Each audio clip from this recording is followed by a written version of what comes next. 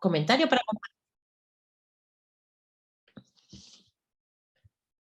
No puedo ver el chat ahora.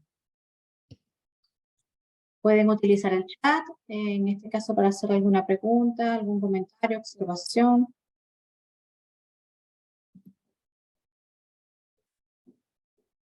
Bueno, pues continuamos, ¿vale? Sí. Fantástico. Bueno, y finalizo mi presentación con la segunda parte, en torno, la segunda parte en la que he dividido un proyecto de investigación. La primera era esos 3 elementos vinculados a la fase de preguntas, y la segunda es, ya tenemos la pregunta formulada y los objetivos de investigación. Bien, ahora vamos a darle respuestas y el método científico nos plantea distintos procedimientos en función de nuestras áreas de investigación para obtener la evidencia, el dato que permita ofrecer una respuesta a esa pregunta previamente formulada, ¿no? Esto, para obtener el dato, esta fase en un proyecto de investigación genéricamente se llama diseño de investigación, que hay que diferenciarlo de un proyecto que incluye ese mayor número de elementos, ¿no? Pero dentro de un diseño de investigación, a su vez, y salvando las particularidades que cada área de investigación tiene, a grosso modo podemos identificar 4 elementos, ¿no? El diseño del instrumento de recogida de datos, cómo vamos a coger los datos, qué información queremos, el diseño muestral, a quién le vamos a pedir que nos responda o vamos a observar o vamos a medir nuestra muestra, quién nos va a dar los datos en base a unas preguntas que le vamos a formular, ya bien sea un cuestionario, observación, el instrumento que sea. Esa muestra, ese diseño muestral, inexorablemente va vinculado con lo que genéricamente llamamos trabajo de campo, es decir, el cuándo, el cómo y el dónde vamos a administrar nuestro instrumento de recogida de datos a la muestra que hemos diseñado. Y por último, está o suele, ¿no?, formar parte del diseño de una investigación el diseño analítico, cómo vamos a analizar los datos, ¿no? Con qué técnicas específicas vamos a analizar los datos que nos van a dar unos resultados en función de la técnica diferente. Esta sería la fase más grosa, la parte más, más meticulosa, más concienzuda, quizás probablemente, ¿no?, la parte con la que se asocia lo que es un proyecto de investigación, porque es la columna vertebral, es la parte que nos va a dar los datos, ¿no?, la evidencia, la respuesta. Pero obviamente sabemos que la parte previa, ¿no?, del marco lógico, la revisión de la literatura es fundamental a la hora de establecer y especificar nuestro diseño de investigación. Cuando tenemos nuestros datos, entramos en la última fase, que es difusión de los resultados de forma que sean sensibles al género, ¿no? Y veréis que he añadido un tercer y último apartado en donde quiero compartir aquellas consideraciones que se están teniendo en cuenta por parte, en concreto y en particular, la Comisión Europea, que, como os he comentado, es el único organismo financiador internacional que obliga a la inclusión del sistema sexo-género en los proyectos de investigación, si queremos que sean financiados con estos fondos europeos. Y también añado qué es lo que vienen pidiendo las revistas científicas, que cada vez en mayor número exigen para poder publicar que se haya incorporado la perspectiva de género. Creo que es una forma bueno, operativa, si queréis, o práctica de aterrizar o enmarcar estos conceptos o ideas que he intentado compartir, ¿no? Porque al final tenemos que concretar la perspectiva de género o bien para pedir un proyecto de investigación que exigen o que dan una puntuación adicional si se incluye la perspectiva de género, o bien porque queremos publicar en revistas científicas que exigen este requerimiento, ¿no? Con lo cual, tener por lo menos una pincelada, ¿no? Un mapa de lo que vienen pidiendo también nos permite acotar qué es lo que se espera, ¿no? Y sobre todo cuando nos estamos iniciando en investigación con perspectiva de género. Bueno, vamos a ver, dentro de un diseño de investigación tenemos cuatro elementos, ¿vale? Perdonad. Diseño del instrumento, diseño muestral, diseño del trabajo de campo y diseño analítico. Vamos al diseño del instrumento de recogida de datos que deberían ser sensibles al género. Aquí os pongo algunas consideraciones vinculadas con diseños de instrumentos de recogida de datos muy estructurados. En ciencias sociales, en humanidades, en jurídicas, hablamos de cuestionarios o guías de entrevista, pero algunas de estas recomendaciones, si no todas, nos ayudan a repensar en otros instrumentos de recogida de datos, porque en ocasiones haremos nosotros mismos dentro del proyecto de investigación, diseñaremos nuestros instrumentos de recogida de datos, pero en la inmensa mayoría de las ocasiones se trabajan con instrumentos que ya han sido validados y que ya forman parte, validados por la comunidad científica y que ya forman parte de la investigación en nuestra área de conocimiento, ¿no? En estos casos, sugiero que estas preguntas, ¿no? O estos aspectos que os señalo aquí os sirvan para chequear estos instrumentos que de forma más o menos estandarizada venimos utilizando. Me parece que también puede cumplir esa dualidad, ¿no? Para diseñar nuestros propios instrumentos, pero también para cuestionar, criticar, ¿no? Con ese espíritu crítico científico, instrumentos que ya nos vienen dados. Bueno, si pensamos en cuestionarios o en instrumentos muy estructurados, tipo un cuestionario, deberíamos pensar en los conceptos y definiciones que se emplean en la recolección de los datos si reflejan de manera adecuada las diversidades existentes en las mujeres y en los hombres en la sociedad.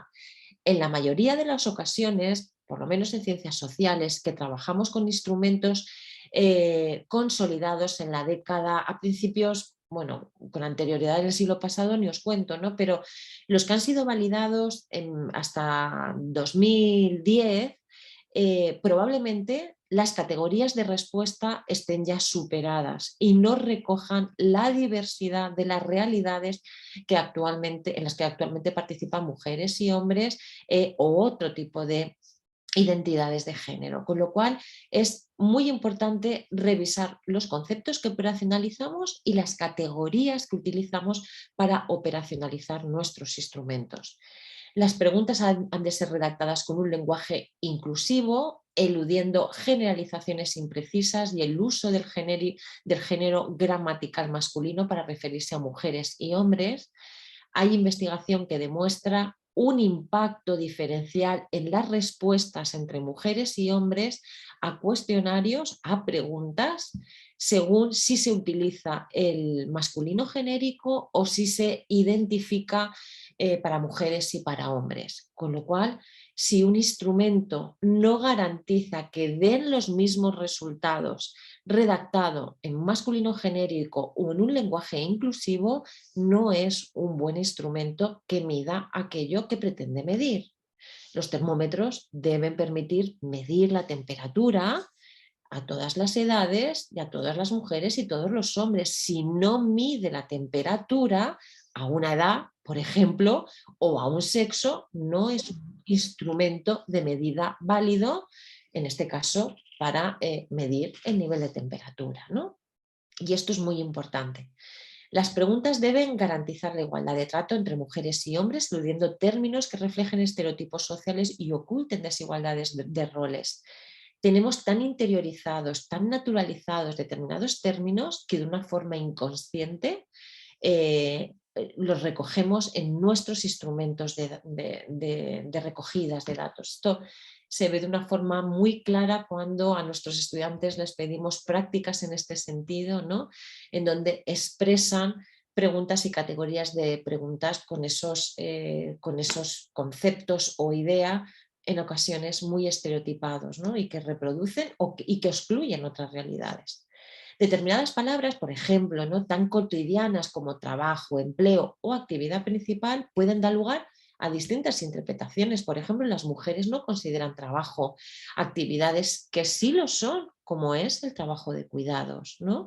Con lo cual es importante en qué contextos utilizamos, qué términos y con qué alcance, porque puede pasar que en función de nuestras experiencias, de muchas experiencias, de las experiencias de muchas mujeres, no identifiquen trabajo, ¿no?, este tipo de actividad. Lo que sugiero, ¿no?, lo que se suele recomendar es que revisemos los instrumentos que nos vienen dados y que forman parte de la dinámica de trabajo de nuestra área de conocimiento, que lo revisemos buscando, ¿no?, si hay este tipo de sesgos de género que pueden condicionar el alcance de las respuestas. Y luego incluyamos preguntas para identificar minorías de género. Actualmente la comunidad científica participa de un movimiento, de un activismo muy interesante que se ha venido a denominar justicia por los datos, ¿no? Desde este movimiento y recogiendo el activismo civil del movimiento LGTBI, se cuestiona el alcance o límites, ¿no?, de estadísticas, de informes que reproducen el binarismo hombre o mujer, ¿no?, restando opciones de conocimiento que repercuten en el desarrollo y alcance de determinados derechos humanos. Esta idea, ¿no?, de justicia del dato, no hay datos, no tenemos información si no están recogidas el mayor número de categorías de respuesta, a su vez está vinculado también con la idea de brechas de conocimiento. La academia reconoce que hay brechas de conocimiento para determinados colectivos que sistemáticamente aparecen excluidos, no solamente en los registros oficiales, sino también en nuestra propia investigación, ¿no? Revisemos en este sentido también nuestros instrumentos de recogida de datos, ¿no?, nuestros enfoques para contribuir a reducir esta brecha de conocimiento, ¿no?, haciendo o incluyendo preguntas o categorías de respuestas que integren a la mayor diversidad posible. Repensar el diseño de los instrumentos de recogida de datos, y aquí nuevamente os sugiero algunas preguntas, ¿no? Quizás para mí, como socióloga, una de las más importantes es si el estándar que voy a aplicar está actualizado o se basa en datos antiguos y descontextualizados de la realidad, ¿no?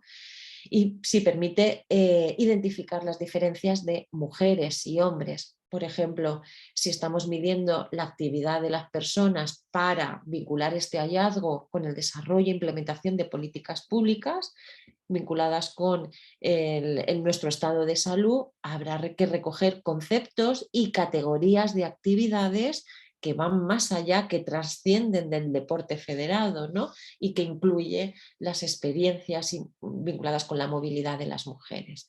Repensemos, ¿no?, replanteémonos estos instrumentos que algunas veces nos pasan desapercibidos porque, como han sido validados, los damos por buenos. Los instrumentos pueden estar validados y pueden incluir sesgos de género.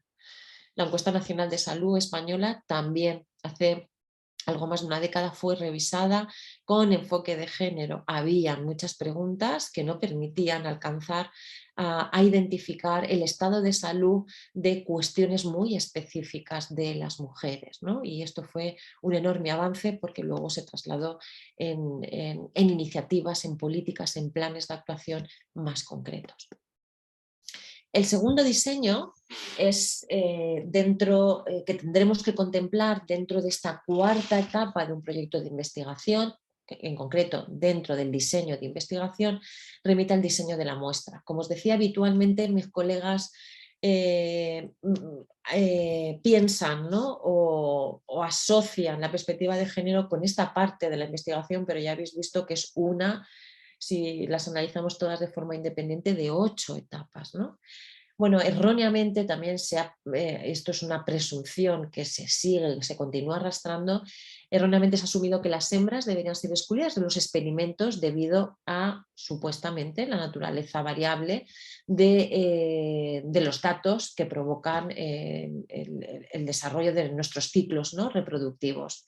Sin embargo, la investigación ha demostrado que los machos exhiben una variabilidad igual o mayor que las hembras para rasgos muy específicos, ¿no?, debido a varios factores, como puede ser, por ejemplo, las fluctuaciones de sus niveles de testosterona y también las fluctuaciones que ocasiona el propio aislamiento, ¿no? Cuando aparecen enjaulados, parece que impacta más en los machos que en las hembras, ¿no? Con lo cual, no es que la variabilidad sea mayor entre las mujeres, sino que exclusivamente se asoció la variabilidad al ciclo reproductivo, cuando en los machos también acontecen otras circunstancias que remiten a una variabilidad más o menos similar, ¿no?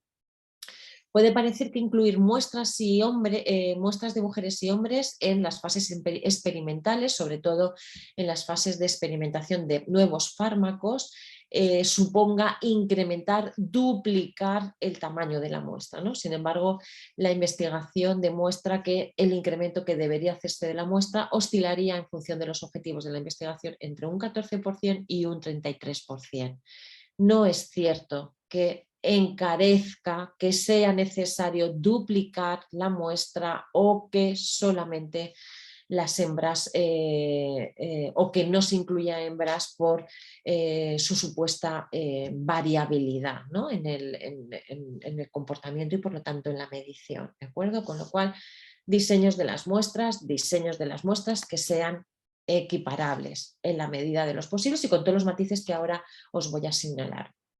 Bueno, la investigación sensible al género, os he comentado al principio, os quería plantear que se centra mucho en subrayar qué es lo que aporta a sus dos pilares fundamentales, ¿no? En concreto aquí os señalo la reproductibilidad. Bueno, en cuanto al diseño muestral, la investigación con perspectiva de género señala que es absolutamente necesario informar del sexo de los sujetos investigados, personas, animales, tejidos o células, ¿no? Y dice que estudios con un solo sexo contribuye a prevenir. Cuando tú explícitamente estás diciendo mi investigación solamente la he hecho con machos, contribuimos a prevenir la generalización de los resultados más allá del sexo estudiado y facilitan la identificación de lagunas de la investigación.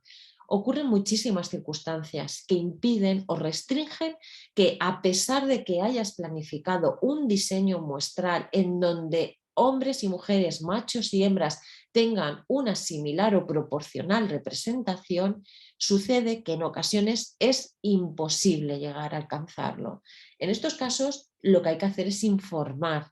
No he conseguido una muestra representativa por sexo, por edad, por género. He llegado a estos límites. Esta es una laguna, una limitación de investigación que a buena luz las siguientes investigaciones, que puede ser incluso mi propia línea de investigación, deberá sortearla, ¿no? Yo siempre digo que en una de mis líneas de investigación, que es sociología de las nuevas formas familiares, sabemos de las familias porque mujeres han participado en investigación, pero no los hombres. Hay un sesgo de información muy importante porque el conocimiento se ha construido a partir de la aportación y colaboración de mujeres en esta área de investigación. Y hay que reconocerlo, ¿no? Y además, no solamente facilita identificar estas lagunas que no se sabe esto con esta muestra y no se sabe qué sería con otro tipo de muestras, ¿no? Y además, sobre todo y más importante, elude uno de los sesgos de género más identificados en la investigación, que es la sobregeneralización. Y cuando trabajamos con diseños muestrales en donde participan ambos sexos, Es necesario y absolutamente pertinente que analicemos las diferencias entre los sexos y los géneros, ¿no? Y presentar los datos desagregados por sexo. En ocasiones hacemos el esfuerzo y diseñamos muestras en donde participen ambos sexos o géneros, pero sin embargo luego no damos el paso de incluir esos análisis diferenciales en el diseño analítico, ¿no? Por lo cual no tiene mucho sentido que no demos el paso de esos análisis diferenciales, ¿no? Bueno, como os decía, tener en cuenta el sexo y el género incrementa la reproductibilidad, pues aumenta la probabilidad de identificar efectos significativos, reduce los factores de confusión, permite dilucidar la variabilidad inexplicable y reduce, y esto a mí me parece muy importante, el número total potencial de experimentos necesarios para determinar tendencias o hacer descubrimientos revolucionarios. Si yo leo una investigación, leo la parte del método, del diseño y no soy capaz de identificar si las 50 personas que han probado esta medicación han sido mujeres u hombres, la siguiente investigación que haga respecto a este fármaco o similares vuelve a empezar de cero, porque no sé si esos resultados son válidos para las mujeres, para los hombres o para los dos, ¿no? Hay que informar y garantizamos e incrementamos la reproductibilidad de nuestra investigación y acortamos los tiempos en donde avanzamos en el conocimiento, no volver a empezar. El tercer diseño es el diseño del trabajo de campo, ¿no? Por trabajo de campo entendemos de forma genérica, ¿no? El cuándo, el cómo y el dónde vamos a recoger esa información. Quienes trabajamos en ciencias sociales sabemos mucho e intentamos, ¿no?, prevenir los sesgos que se ocasionan cuando interviene una persona en la recogida de la información. Por ejemplo, administrando un cuestionario, por ejemplo, administrando, haciendo observación, por ejemplo, realizando una entrevista de profundidad, ¿no? Y aquí os recojo el caso de Castañeda, de la antropóloga mexicana, ¿no?, que ella señalaba cuando hacía trabajo de campo, etnografía, cómo las personas que observaba, en las que hacía la etnografía, la trataban de forma diferente cuando ella empezó a hacer trabajo sin tener pareja, luego cuando tuvo pareja y luego le trataban también de forma diferente cuando tenía pareja y además hijos, ¿no? Sabemos que podemos cometer errores de no diseño de nuestro instrumento, de no diseño de nuestro errores de no diseño muestral, ¿no?, ni de trabajo de campo, sino que algunas veces los errores en nuestros datos pueden venir dados de la interacción de la persona observada, ¿no?, con el observador. Y esto es sumamente importante, de ahí que formemos específicamente a quienes desarrollan el trabajo de campo. Pero recientemente también se ha demostrado que en mecánica cuántica el mismo acto de observar puede alterar el fenómeno colapsando la función de onda, teniendo presencia en la sala de experimental. Y en la investigación con animales, muy recientemente, se ha demostrado que el sexo del experimentador, del técnico que está en el laboratorio, puede influir en los resultados de la investigación. Es lo que se conoce como el efecto observador macho. Es decir, esta investigación, la de Sorger, publicada en 2014, lo que demostró era que el nivel de dolor que manifestaban ratas y ratones, machos y hembras, en el laboratorio difería en función del sexo, si era hombre o mujer, de la persona que estaba en el laboratorio en ese momento. Con lo cual, una de las conclusiones a las que llegaba esta investigación era que, con toda probabilidad, las pruebas de medicación para prevenir el dolor no estén resultando de forma igual en mujeres y hombres, porque no se había controlado el efecto del observador macho. Y cuánta medicación, ¿no?, se cuestionaba, prácticamente invalida toda la investigación realizada con anterioridad, porque hasta entonces no se había informado sobre el sexo no de los animales, sino de la persona que estaba observando, ¿no? Y esto es sumamente interesante y relevante, la interacción, dar cuenta de en qué términos y en qué contexto se produce esa interacción. Y teniendo siempre, ¿no?, como telón de fondo incrementar la reproductibilidad y la refutabilidad de nuestra investigación. Y a pesar de que no sea estrictamente interacción, yo me pregunto, ¿no?, cómo interactuamos con las bases de datos, ahora que cada vez más, en más líneas de investigación, tenemos acceso a grandes cantidades de datos que podemos gestionar, explotar para nuestros fines específicos, que no producimos en el grupo de investigación, en tu línea de investigación, sino que son datos secundarios, ¿no? Y aquí os pongo una investigación publicada también hace poquito por Nature, ¿no?, donde se hablaba de en qué términos se produce esta interacción con bases de datos, en concreto cómo realizan, dónde realizan entrenamiento estos algoritmos de inteligencia artificial. En concreto, el ejemplo que os pongo de su artículo es el de esta gran base de datos ImageNet, que se viene utilizando para entrenar para la investigación visual, ¿no?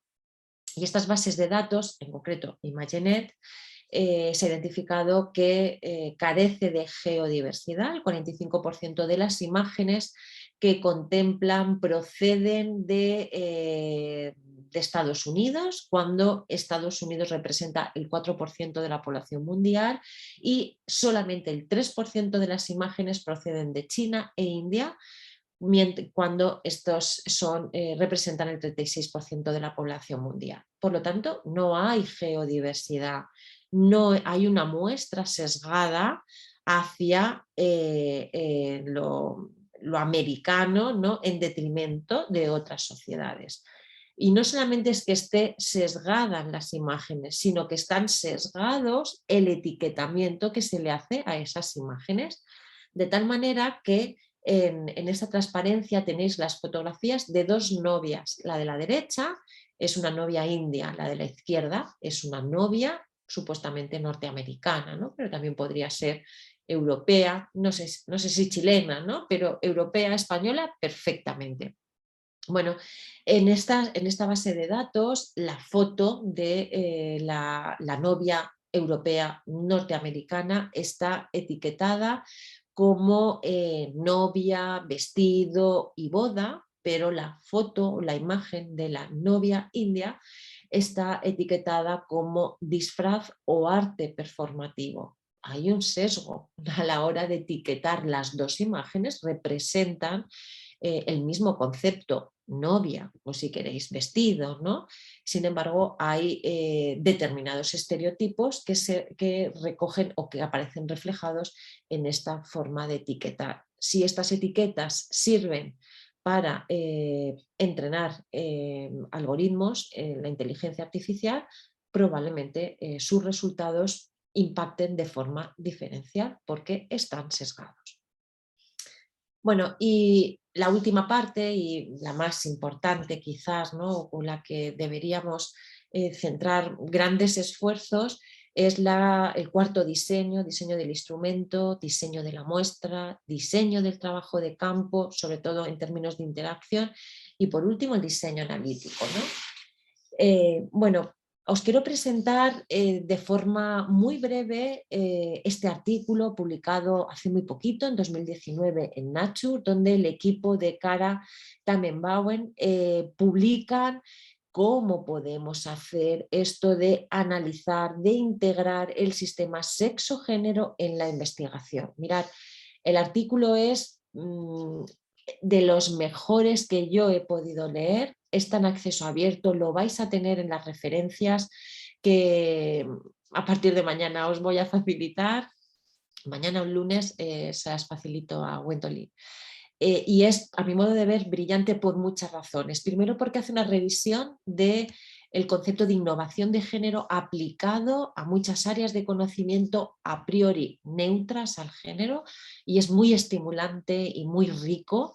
Y en segundo lugar, porque ofrece unos árboles decisorios, unas rutas para incluir el sistema sexo-género en la investigación que quiero compartir también en este taller, ¿no? El artículo me encanta además porque tiene un marcado horizonte de promocionar el principio de igualdad, ¿no? Y trabajar a través de la investigación para alcanzar mayores cuotas de igualdad entre mujeres y hombres. Mirad, como os he dicho al principio, cuando hablamos de transversalizar la perspectiva de género en el contenido de la investigación, hablamos de introducir el sistema sexo-género. El peso, os decía, que va a ser diferente, que cuando mis colegas químicos o de ciencias de la computación me dicen yo no trabajo con mujeres, entiendo, ¿no? Su escepticismo a la hora de entender en qué términos pueden incluir ellos la perspectiva de género, ¿no? Por lo tanto, es importante pensar que el sistema sexo-género cobrará alcances y pesos diferentes en función de las áreas de conocimiento. No hay moldes aplicables a todas las áreas, ¿no? Imaginémonos aquellas investigaciones en donde áreas de conocimiento, preguntas de investigación, en donde el sexo es relevante, ¿no? Y sabemos que es relevante porque venimos pensando en él desde la misma idea de mi investigación y luego encontré algún marco teórico o muchos o un paradigma que reforzaba esta idea y me permitió concretarlo en preguntas de investigación, ¿no?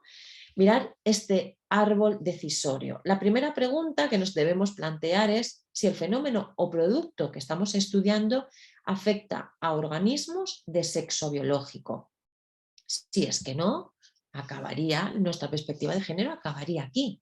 Pero si es que sí, y tenemos que pensar si afecta, es si vas a trabajar con organismos de sexo biológico, si tu muestra, o si va a tener el resultado un impacto en organismos de sexo biológico, si el uso de ese conocimiento puede impactar, ¿no? Vale. En el caso de que sea sí, mi producto o fenómeno estudia y afecta a organismos de sexo biológico, la segunda pregunta que nos tenemos que plantear es: ¿identifica un número adecuado de los sexos para incluirlos en el experimento? ¿Es una muestra sesgada inconscientemente o deliberadamente? ¿De acuerdo? En este caso, si hay un número, hay un diseño muestral representativo de ambos sexos, podríamos, a buena lid, hacer un análisis de las diferencias de esos sexos cuando los datos obviamente se recogen de forma diferenciada. Y si podemos hacer esas diferencias, podemos determinar las fuentes, las causas de esas diferencias. Y fijaros, ellos señalan algunos factores, ¿no? Habla del medio ambiente, la genética, las hormonas, cuestiones antropométricas, la interacción investigador-investigadora participante, etc. Fijaros, en estos 4 puntos, ¿no? Dicen, identifica un número, el tercer punto, existen diferencias cuando los datos están desagregados por sexo, nos habla de brechas, el concepto de brechas de género, y el cuarto nos habla de sesgos de género, factores que explican esas diferencias. Difícilmente vamos a poder diseñar un instrumento de recogida de datos que incluya posibles factores explicativos, ya bien sean de tipo medioambiental, antropométricos, genéticos, del tipo que sea, si no los hemos tenido presente desde el inicio de la investigación. Vamos a llegar a hacer análisis diferenciados por sexo, pero si no hemos contemplado posibles factores explicativos, no vamos a poder avanzar más y la investigación quedará ahí, lamentablemente, como no hemos recogido estas cuestiones en el instrumento de observación o de recogida de datos, se va a quedar ahí y va a tener que esperar otra línea, otro proyecto, ¿no? Otros 4 o 5 años, financiación adicional que no necesariamente nos llega, ¿no? Entonces, si somos capaces, por esto la importancia de pensar de una perspectiva de género desde el inicio, ¿no? Buscando literatura que apunte a distintos factores explicativos que contribuyan a explicar las diferencias por sexo, porque no va a tener o el recorrido, ¿no? Llevaremos una mochila muy cargada para un camino muy corto si nos quedamos en hacer análisis diferenciales. Pues el 47% de las mujeres son fumadoras en relación al 53% de los hombres. Esto es, desde luego, muy relevante, pero ¿y qué factores lo explican? ¿No? Y siempre es ¿qué factores lo explican? ¿De acuerdo? Y fijaros, esta ruta, la que pone el peso en el sexo, nos dice que si existen diferencias cuando los datos están desagregados, habrá que identificar las causas, lo que os comentaba, ¿no? Y emitir un informe que dé cuenta tanto del hallazgo como de las causas que lo explican. ¿De acuerdo? Esto es absolutamente relevante. Pero si no existen diferencias cuando los datos están desagregados, igualmente debemos decir, no hay diferencias, porque es tremendo. Cuando tú coges una línea, un artículo, ¿no? Y te está analizando, te está recogiendo, indicando las variables que ha analizado y que ha cruzado y que ha intentado medir niveles de significación y no te dice si hay diferencias significativas o no, es tremendo porque no te aporta nada de la investigación y tienes que volver a realizar, reproduciéndola, en el mejor de los casos, esa investigación que tú has leído, que has consultado, ¿no? Es muy importante decir, ¿es significativa la diferencia o no es significativa? Si no es significativa, quien venga seguirá en esa línea sabiendo que esto no era significativo y por lo tanto no lo tendrá que probar otra vez, ¿de acuerdo? Es sumamente importante. Acortamos los tiempos informando de cuál es nuestro método. Es muy importante. Y la segunda, árbol, ¿no? Decisorio o hoja de ruta, remite al género. Hemos visto el sexo, ahora el género. Y la primera pregunta es, ¿el fenómeno producto en estudio involucra a seres humanos? Y os diría lo mismo, ¿no? ¿O va a tener un impacto o una usabilidad en ellos? Si es no, acabaría. Pero cuando hablamos en términos de impacto es muy difícil no ver esa relación, ¿no? Y en segundo lugar nos dice, incluye una base de datos que dé cuenta de los géneros relevantes para el estudio y nos advierte, el sexo de nacimiento no debe utilizarse como sustitutivo del género, ¿no? La muestra representativa. En tercer lugar, desarrolla métodos cualitativos y cuantitativos para capturar la construcción de género en el contexto cultural. Métodos cualitativos y cuantitativos. ¿Qué métodos estamos utilizando? A lo mejor tendremos que revisar los que canónicamente hemos aprendido en nuestra formación de grado, ¿no? Y revisarlos con esta lectura o con este enfoque de género. Y en cuarto lugar, ¿existen diferencias cuando los datos están desagregados por género? Informar del análisis del género. Si existen diferencias cuando los datos están desagregados, habrá que explicar de las causas. Y fijaros las causas que introducen aquí en este árbol, ¿no? Decisorio. Hablan de normas de género, identidades de género, relaciones de género, interacción participante-investigador, interacción entre participante o interacción entre otros. Estamos hablando de personas, ¿no? Y emitir un informe tanto cuando se identifiquen diferencias significativas y cuando no, por la misma razón de la recomendación incluida en el árbol decisorio del sexo. Y en la misma reflexión, ¿no? Cuando si desde el inicio no hemos contemplado qué factores podrían explicar posibles diferencias entre los sexos y los géneros, difícilmente los vamos a poder incluir en nuestro instrumento de recogida de datos. Y muchas veces, cuando pensamos en los factores explicativos, esos factores vienen dados de literatura muy especializada, ¿no? Que encontramos no en los artículos más citados, que ya hemos dicho que son citados, publicados por científicos, grandes científicos, pero que en base a su experiencia y a sus intereses no han incluido, como sí lo vienen haciendo las académicas, enfoque de género o intereses y experiencias de interés propias para la producción del conocimiento, ¿de acuerdo? Y siempre, sean o no significativos, informemos sobre nuestros hallazgos. Por último, tenemos la difusión de nuestros resultados, ¿no? Habitualmente sabéis que uno de los indicadores más utilizados para identificar si un proyecto, un artículo incluye perspectiva de género es un indicador cuantitativo que remite a cuántas mujeres se citan y cuántos hombres se citan.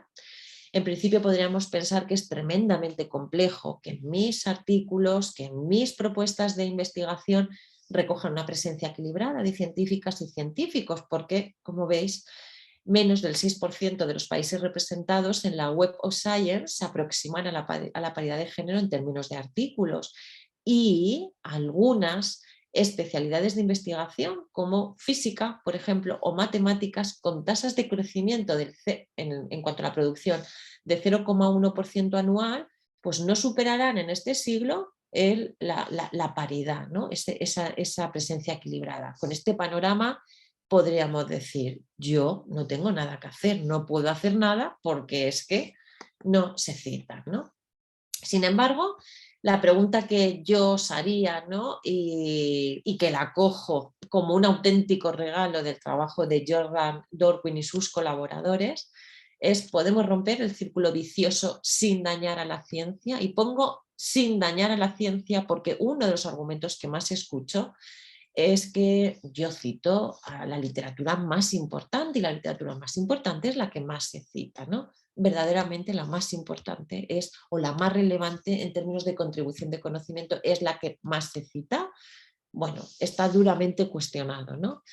Bueno, estos científicos nos ayudan a reflexionar sobre nuestras propias barreras, ¿no? Y nos dicen que si pensamos que estas asimetrías en nuestras publicaciones, ¿no? Es algo excepcional, que nuestra área de conocimiento es un rara avis, eh, y que el problema, por lo tanto, es de las revistas del sistema científico, pero no mías, porque yo hago lo que tengo que hacer, que es citar a la literatura más citada, ¿no?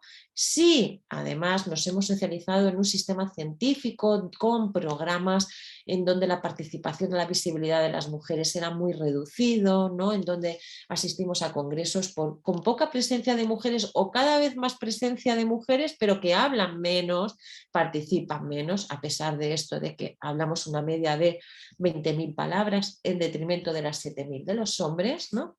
Si pensamos en esto, verdaderamente dices, chao, aquí no tengo nada que hacer, ¿no? Pero ellos lo que nos plantean es cierto, hasta qué punto es cierto, ¿no? Hasta qué punto, de una forma inconsciente, nuestras preferencias nos llevan a reproducir este efecto Matilda, ¿no? Este efecto de valorar el trabajo masculino por encima del de las mujeres, ¿no? Y hasta qué punto nuestros propios sesgos están en juego. Y en todo caso, nos dicen así, sin ningún pudor, ¿no? Es una decisión ética no citar el trabajo de las científicas. Bueno, en 2020, hace muy poquito, Nature también daba visibilidad a otro de los movimientos más pujantes en el sistema científico, el que se conoce como justicia citacional. Este artículo de Nature da cuenta de la experiencia de una antropóloga, la antropóloga Christine Smith, que está situada en el centro de la imagen, donde asiste a un congreso de su comunidad científica y ve con asombro y cierta tristeza que se parafrasea un trabajo suyo publicado, pero que no se la citan, ¿no? Y cuando al siguiente congreso asiste, al cabo de los meses, se presenta con una colección de camisetas como las que aparecen en la imagen, citemos a las mujeres negras, y para su sorpresa desaparecen en cuestión de 5 minutos porque sus colegas se ven tan absolutamente identificadas, es decir, no era algo suyo, exclusivamente de ella, que mimetizan con ella y le piden esta camiseta. Este movimiento que surgió en este contexto, ella Christine Smith lo lleva a las redes sociales y actualmente es una campaña donde se reivindica en la visibilidad del trabajo de las mujeres científicas, ¿no? Este equipo de científicos nos dicen, ¿podemos hacer más? Y dice, sí, podemos hacer más. En primer lugar, lo que podrías hacer es lo que hacemos siempre, ¿no? Con un motor de búsqueda, mirar cuál es la presencia de mujeres y hombres en tus referencias científicas y así visibilizarías cuáles son tus brechas, ¿no?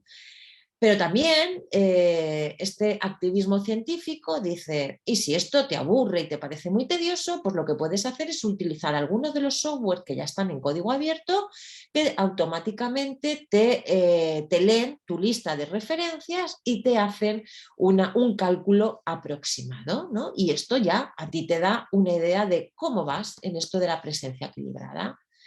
Y una vez que tú veas que, ay, pues cito el 30% de mujeres, te dicen, bueno, pues lo que podrías hacer es consultar el trabajo de científicas, ¿no? Y de otras minorías en el sistema científico o recopilar información en páginas web especializadas. Y en todo caso, plántate y piensa si tu objetivo es reflejar la distribución actual o citar proactivamente más trabajos de científicos minoritarios como un acto de justicia reparadora y acción afirmativa, como un acto para revertir este mito de la universalidad científica masculina, ¿no?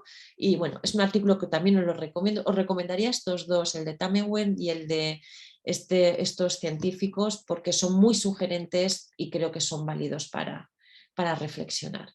Bueno, y donde fueres, haz lo que vieres, pues aquí va mi cita, ¿no? Y te dice, ¿podemos hacer algo más? Y dice, sí, hagamos una declaración de diversidad de citas a imagen de las declaraciones que hacemos de ética, ¿no? O de que no hay conflicto de intereses, etcétera.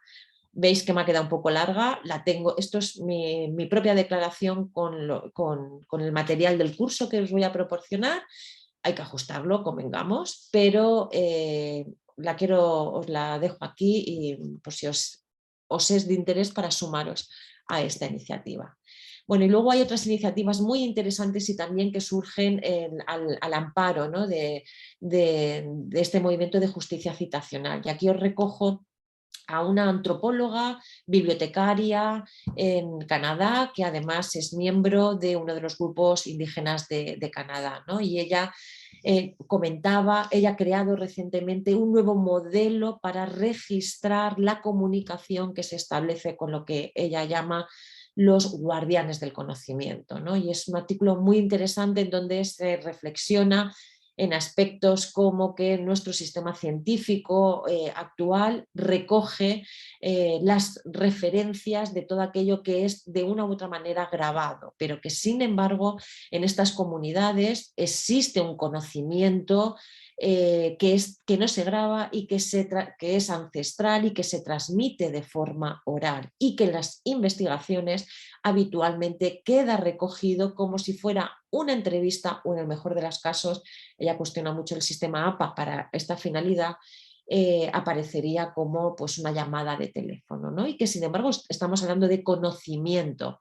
Ella lo que hace es una crítica a qué entendemos por conocimiento y qué papel y qué juego y qué rol ocupa otros tipos de conocimiento en nuestro sistema científico actual. Este sistema suyo nuevo, que es muy sencillo, aparece recogido en su publicación y si trabajáis en estas temáticas os lo recomiendo. Ella ha sido adoptado por cada vez un mayor número de bibliotecas y parece ser que en relativamente poco tiempo entrará a formar parte de algún sistema de los más utilizados de citas, ¿no? Que habitualmente nuestras revistas nos exigen. Bueno, el lenguaje es sumamente importante e interesante. Me quedan 5 minutos. Yo quiero que penséis en cómo impacta el uso del masculino genérico en la construcción de la ciencia, en la construcción de quiénes somos y hacemos ciencia y, por supuesto, ¿no? Cómo puede impactar en el conocimiento, en los instrumentos, ¿no? De recogida de la información. La investigación en este sentido es brutal y creo que cuando tú lees o eres consciente de qué impacto en el ámbito de las representaciones mentales ocasiona. Recordar, los sesgos de género son asociaciones, ¿no?, inconscientes en donde asociamos conceptos con nuestras propias representaciones, ¿no? Bueno, siendo conscientes de este impacto absolutamente brutal, amerita, ¿no?, que nos paremos a reflexionar sobre el uso del lenguaje, ¿no?, y que de la manera más sencilla y más cómoda que nos encontremos, reconociendo que yo particularmente soy hija de un sistema en donde me he socializado en un modelo de comunicación de masculino genérico y me cuesta horrores, como habréis podido observar, no tanto en la comunicación escrita, pero sí en la oral. Creo que vale la pena, ¿no?, hacer ese esfuerzo en la medida que nos sea posible, ¿no?, porque el impacto, como veis, la literatura es muy importante. Y cierro mi presentación, me quedan muy poquito tiempo, ¿no?, pero creo que ya será más bien una lectura vuestra, pero os quiero guiar. Mirad, aquí acabo mi presentación recogiendo aquellos elementos que, en primer lugar, tiene en cuenta la Comisión Europea, ¿vale?, en esta nueva convocatoria donde obliga a la inclusión de la perspectiva de género. Os digo que no hay reglas fijas, no hay normas, pero sí vemos cierta tendencia que os pueden orientar, ¿no? Aquí tenéis, os he extraído cómo han valorado la Comisión Europea los proyectos de investigación que ahora se han resuelto. La convocatoria empezó el año pasado.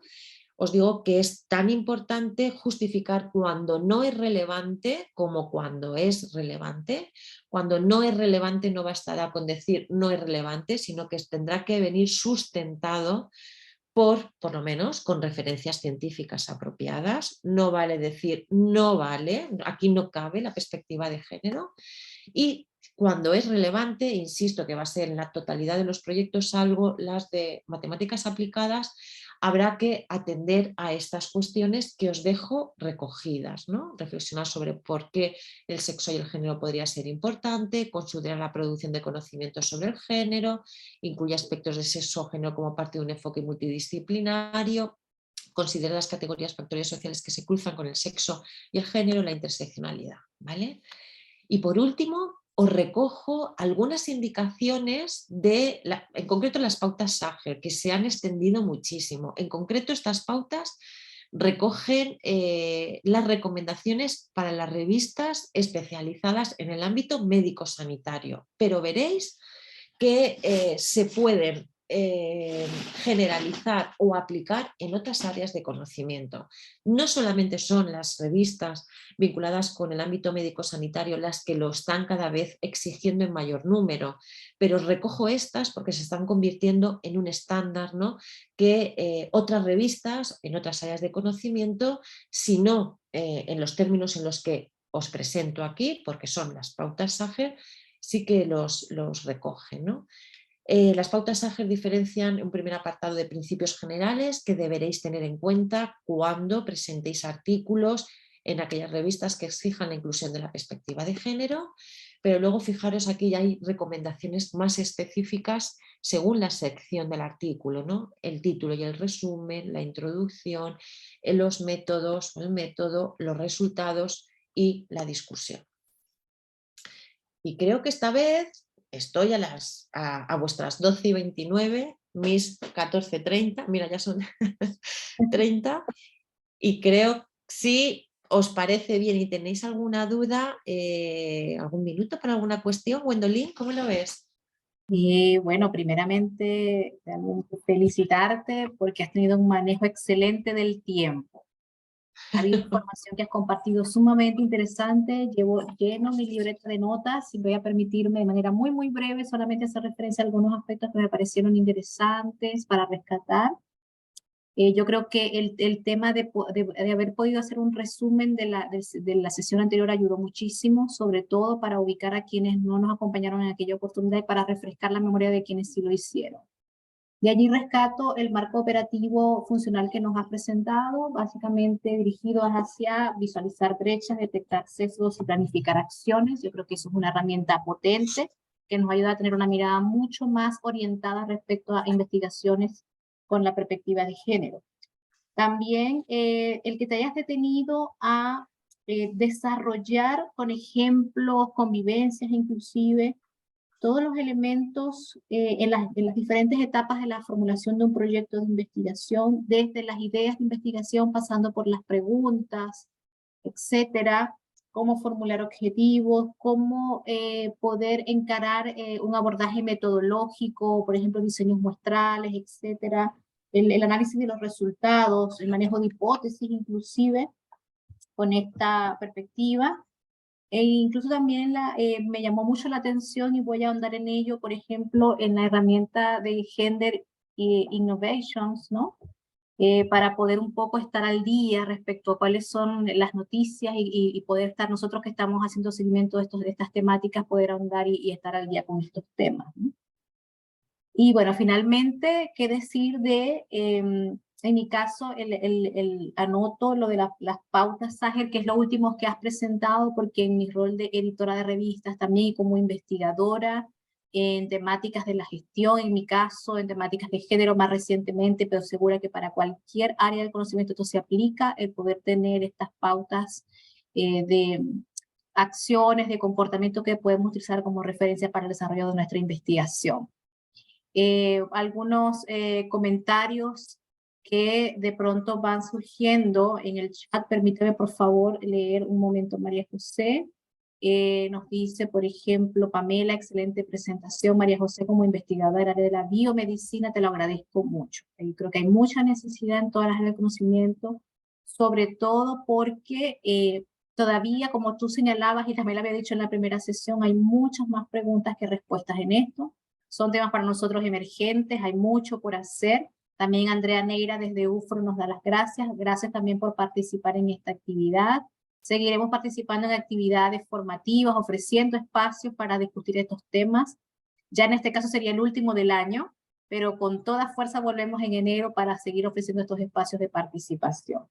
Así que muchísimas gracias, María José, por tu valiosa participación, por haber aceptado acompañarnos en estas dos sesiones, en esta jornada de trabajo, y deseando entonces para todos que esto haya sido una actividad productiva y que sea el inicio de muchas otras que vamos a estar desarrollando para fortalecer nuestro trabajo de investigación. Pamela Leal Rojas desde UFRO, también muchas gracias por acompañarnos, nos saluda, igualmente los saludamos a ustedes, y nos despedimos entonces hasta una próxima oportunidad. Si pueden, por favor, activar sus cámaras para que tomemos una última foto de esta actividad, y con eso entonces nos despedimos. Ahí vamos viendo las caritas. Algunas que no lo habíamos visto durante toda la sesión, ¿ah? A ver, nos acomodamos el cabello. Bueno, tú que lo tienes para acomodar, pero las que no, como yo. Dale.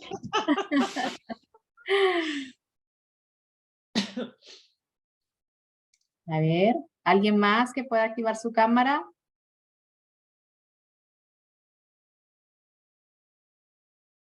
Gracias, Camila.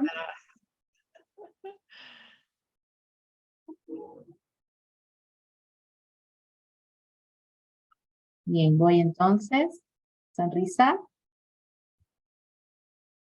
Una más. Muchas gracias. Damos entonces a esta actividad. ¿Quieres decir algunas últimas palabras para despedirte, María José? Feliz de estar este rato con vosotros y con vosotras, y descansar mucho, y os paso el dossier y os doy trabajo, y seguro que con más tiempo, ¿no? Y cada cual ajustado a sus necesidades y sus prioridades encuentra alguna referencia que le permite dar ese salto cualitativo. Y suerte, mucha suerte. Y Muchas fuerza, gracias. mucha fuerza. Mucha fuerza, así es. Seguimos Hasta entonces luego. en este trabajo y en esta senda. Hasta luego. Gracias, Gwendolyn. Nos vemos pronto.